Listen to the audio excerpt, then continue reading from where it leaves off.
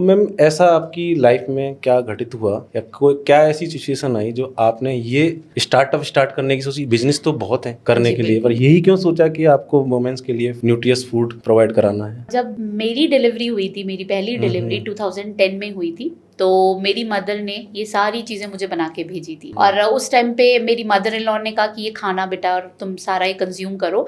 But हमें लगता था ये सौंठ के लड्डू, ये इतने बड़े बड़े, जिसका एक ही लड्डू का साइज 100 ग्राम होता है, तो वो कौन खाएगा। सो मैंने इनमें से कोई भी चीज़ें नहीं खाई। और जो नॉर्मली हमारा कन्फाइनमेंट पीरियड होता है वो 45 डेज का होता है, बट मुझे उसे रिकवर होने में ही 3-3.5 महीने लगे। तो डॉक्टर्स ने कहा कि जब तक डॉक्टर्स दवाई देते हैं तब तक तो वो पेन ठीक रहता है, जैसे हमारे हेडेक रहता है, बैक एक रहता है, हाथों में पैरों में नमनेस रहती है, तो ये सब लैक्टेशन का बहुत मेजर इशू होता है। और फर्स्ट टाइम आप मॉम होते हो तो आपको आधी से ज्यादा चीजें पता भी नहीं हो, तो उस टाइम पे ये चीजें खाई नहीं, तो रिकवरी में ही मुझे 3-3.5 महीने लगे। फिर 6 साल बाद जब दूसरी बेटी हुई तब मदर ने फिर ये सारी चीजें बना के भेजी। तो इस टाइम पे मदर इन लॉ ने बहुत स्ट्रिक्टली बिठा के सारी चीजें कि नहीं ये खानी है एंड ऑल। तो उस टाइम पे मैंने सारी चीजें कंज्यूम करी और मुझे दोनों प्रेगनेंसी में डिफरेंस समझ में आया कि पहले नहीं खाया था तब इतनी प्रॉब्लम्स थी और अब खाया है तो प्रॉब्लम नहीं है। तो मैंने कहा एक बार देख लेते हैं कैसा क्या रहता है। एंड उसके बाद 45 डेज मेरे बहुत अच्छे से निकले, मुझे कोई परेशानी नहीं हुई, ना लैक्टेशन का इशू था। और ये 2018 में ऐसा लगा कि बहुत सारे ऐसे लोग हैं मेरे जैसे जिनको ऐसा लगता है कि आयुर्वेद का कोई इतना इम्पैक्ट नहीं होता इन फूड एंड ऑल। सो मुझे लगा ये शुरू करना चाहिए, फिर मैंने इसके ऊपर काम करना शुरू किया।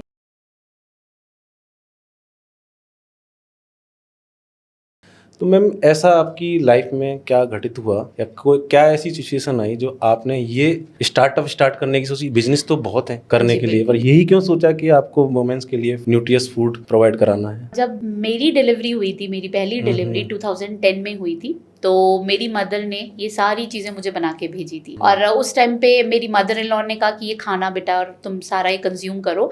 बट हमें लगता था ये सौंठ के लड्डू, ये इतने बड़े बड़े, जिसका एक ही लड्डू का साइज 100 ग्राम होता है, तो वो कौन खाएगा। सो मैंने इनमें से कोई भी चीज़ें नहीं खाई। और जो नॉर्मली हमारा कन्फाइनमेंट पीरियड होता है वो 45 डेज का होता है, बट मुझे उसे रिकवर होने में ही 3-3.5 महीने लगे। तो डॉक्टर्स ने कहा कि जब तक डॉक्टर्स दवाई देते हैं तब तक तो वो पेन ठीक रहता है, जैसे हमारे हेडेक रहता है, बैक एक रहता है, हाथों में पैरों में नमनेस रहती है, तो ये सब लैक्टेशन का बहुत मेजर इशू होता है। और फर्स्ट टाइम आप मॉम होते हो तो आपको आधी से ज्यादा चीजें पता भी नहीं हो, तो उस टाइम पे ये चीजें खाई नहीं, तो रिकवरी में ही मुझे 3-3.5 महीने लगे। फिर 6 साल बाद जब दूसरी बेटी हुई तब मदर ने फिर ये सारी चीजें बना के भेजी। तो इस टाइम पे मदर इन लॉ ने बहुत स्ट्रिक्टली बिठा के सारी चीजें कि नहीं ये खानी है एंड ऑल। तो उस टाइम पे मैंने सारी चीजें कंज्यूम करी और मुझे दोनों प्रेगनेंसी में डिफरेंस समझ में आया कि पहले नहीं खाया था तब इतनी प्रॉब्लम्स थी और अब